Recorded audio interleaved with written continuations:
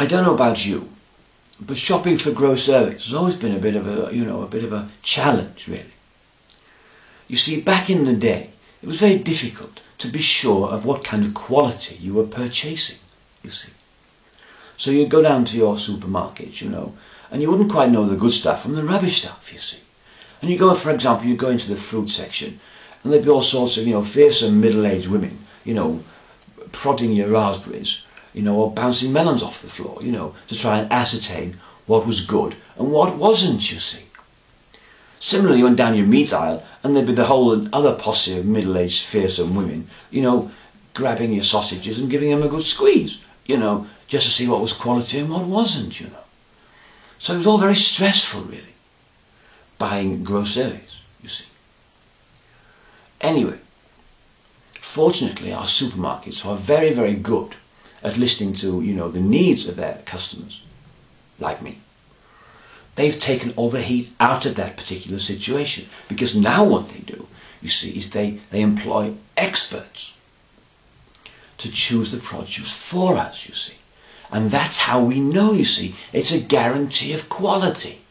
So I know that if I buy this particular form of whatever it is, nuts, that, your nut grower's expert nut grower has chosen these nuts because they're expertly chosen as quality nuts, you see.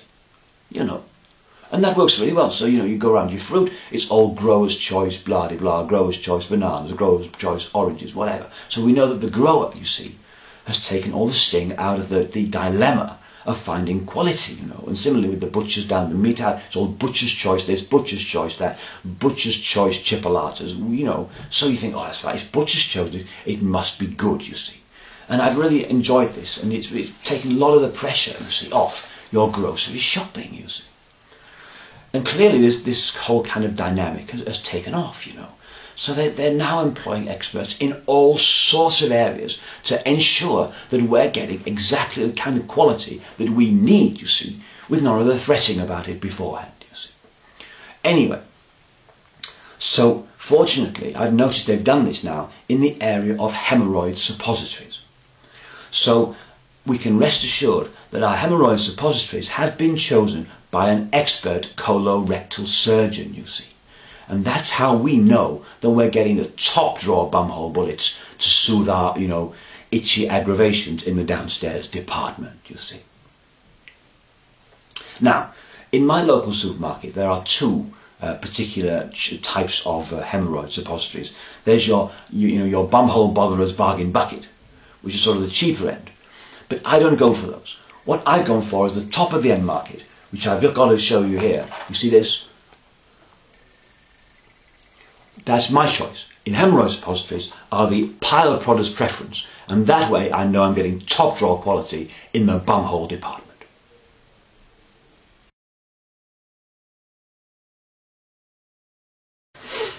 The other day, I was caught a bit short when I was out and about, as one sometimes is, you see, and I needed to visit a gentleman's convenience for some convenience, at my convenience.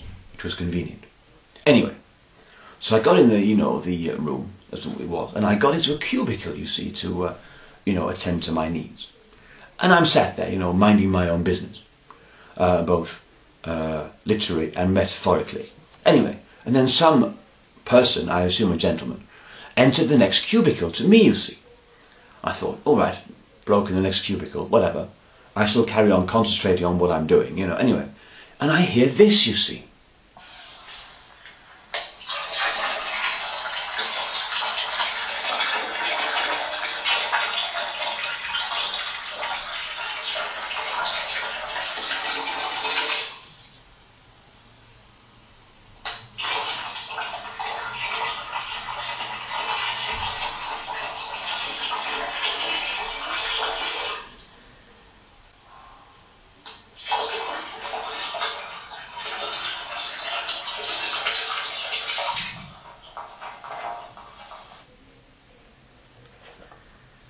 And I thought to myself, that's the worst case of diarrhea I've ever heard.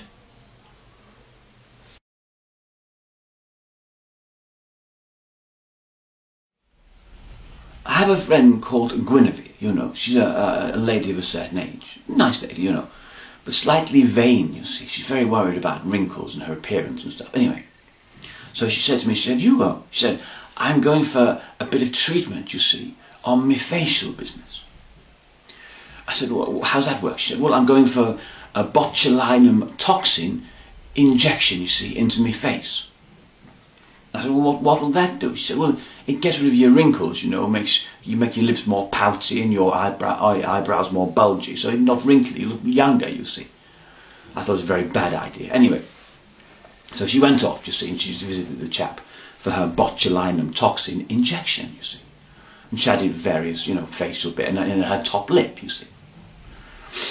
Anyway, 2 or 3 days later, she'd grown a full moustache, you see. Like a, you know, a real thick one, you know, big, stonking tash, you know. And I said to her, I said, Guinevere, I said, look, it seems to me that you've got a case here for medical negligence. She said, really? I said, yes. I said, because rather than injecting you with botulinum toxin, what they've done is injected you with deslinum toxin.